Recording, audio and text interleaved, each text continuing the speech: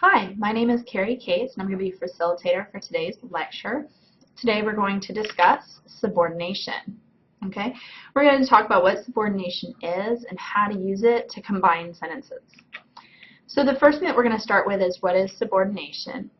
And I'm going to give you a little bit of a reminder. Remember that in the previous lecture that we talked about independent clauses. So remember that an independent clause is a group of words that can stand alone as a simple sentence. And again, we call these an IC.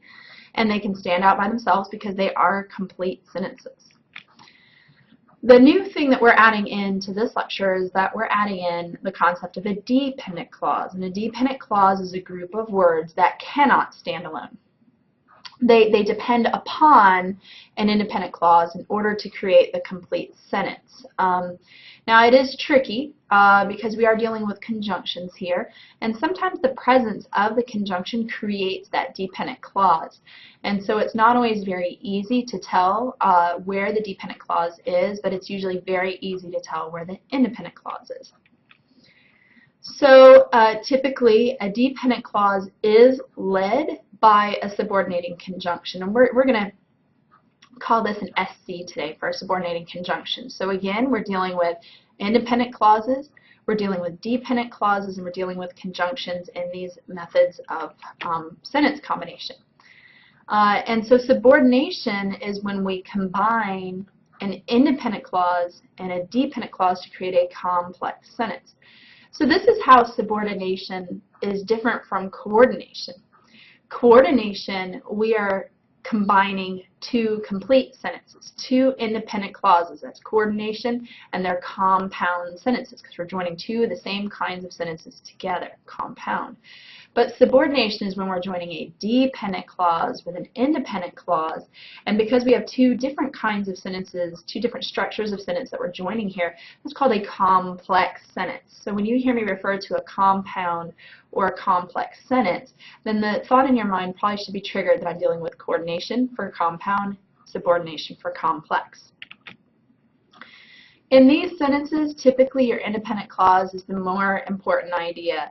That's not always very apparent, but if you have one that's more important idea than the other, then that's going to be your complete sentence. Oops, my little SC is hanging out there, so sorry. So the first thing, we have two methods for subordination. The first method is when we begin with our important idea, our independent clause, and we're not using any of the punctuation. So the funny thing here is that the subordinating conjunction will be between our independent clause and our dependent clause.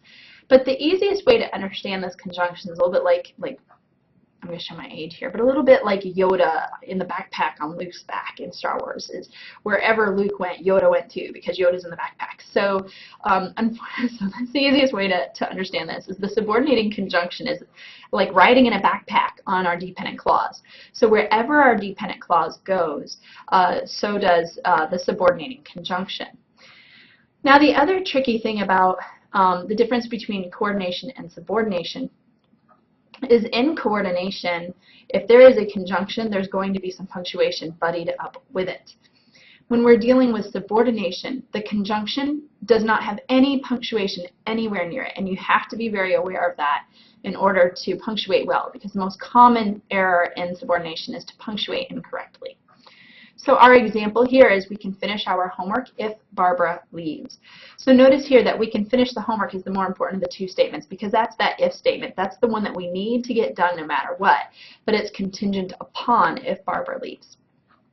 So you'll notice here that our subordinating conjunction is acting as the backpack on the Barbara leaves. Notice that Barbara leaves looks like a complete sentence, but it's got to have its backpack on. So because of that, the phrase, the clause, is actually if Barbara leaves. So if Barbara leaves is what creates our dependent clause. So our independent clause is we can finish our homework. And our dependent clause is if Barbara leaves. Okay? So our first one is to put our independent clause first, our dependent clause second, but look very closely at the sentence because you will notice there is no punctuation other than the period. Just take a good look for just a moment.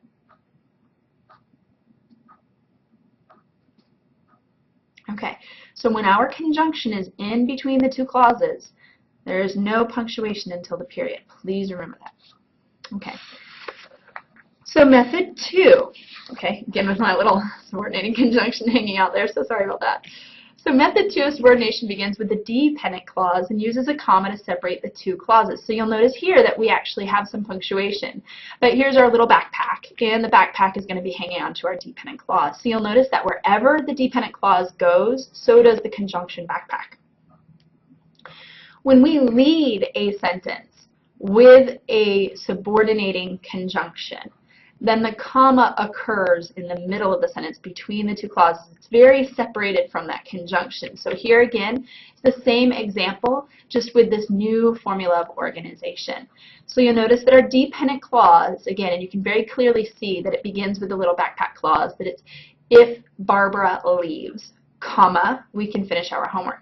So here we began with our clause, and so we have to have a comma to show that our sentence is a little bit reversed. We don't typically begin a sentence with a conjunction. This is pretty much what's called an inverted sentence. Our subject is after that comma, and that comma tells our reader that we're doing something a little abnormal for normal sentence structure. Normal sentence structure requires subject, verb, and object and leftovers, as we've been discussing. But you'll notice that this one, we're starting out pretty much with our leftovers.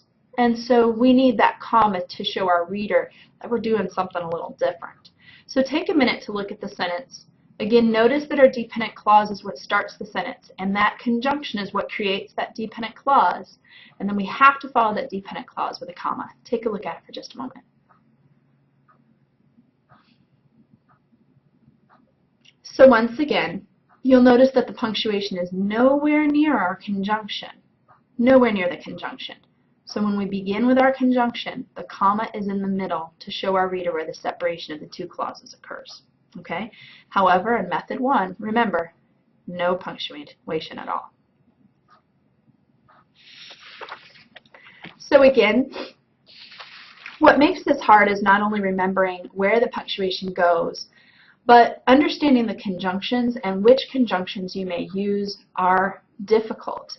Remember, so far we've dealt with fanboys conjunctions, we've also dealt with adverbial conjunctions, and now we're dealing with subordinating conjunctions. Subordinating conjunctions is the largest group of conjunctions. There are a lot of things that create that dependent clause situation. And so because of that, I typically will tell you that prepositions often kind of act as that conjunction, but understand that not all prepositions are that subordinating conjunction, but it's an easy way to understand the sentences. So remember that your conjunctions must be memorized. If fanboys are easy to memorize, you will memorize many, many, many of your adverbial conjunctions, but you're going to need to memorize quite a few subordinating conjunctions as well.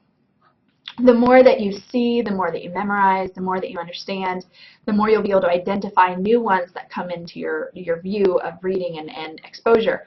But you have to at least begin to memorize a basic group. Remember that adverbial conjunctions and subordinating conjunctions are easily confused, and the only way to understand the difference between them is to get knowledge and exposure to them. Remember that the difference between subordinating conjunctions and adverbial conjunctions is that the adverbial conjunctions can typically lead a sentence as a transitional expression, as an introductory expression, or as an interruptive expression in the middle of a sentence. So because of its versatility, that's usually what sets it off as being an adverbial conjunction. But subordinating conjunctions typically don't have quite that versatility. We often identify prepositions as the beginning of a dependent clause, and typically if we have a preposition in the middle of the sentence, we would not slap a comma before it. So don't do that when you're writing the sentence. However, if we do begin with a prepositional phrase that is identified as a dependent clause, is a phrase, and so we would follow it with a comma, and that's usually an easy way to recognize what subordinating conjunctions look like, because they act the way that prepositions do in a sentence majority of the time. And as I've said before, knowing the conjunctions and knowing what they mean is vital. If you are trying to use a cause and effect relationship and you use a contrast relationship instead because you are unaware of what that conjunction means, then you're not very clear in your discussion or your conversation. So please make sure that you are exploring what these conjunctions mean so that you use them correctly. Okay? Thank you. Hope you've enjoyed this lecture, and see you later.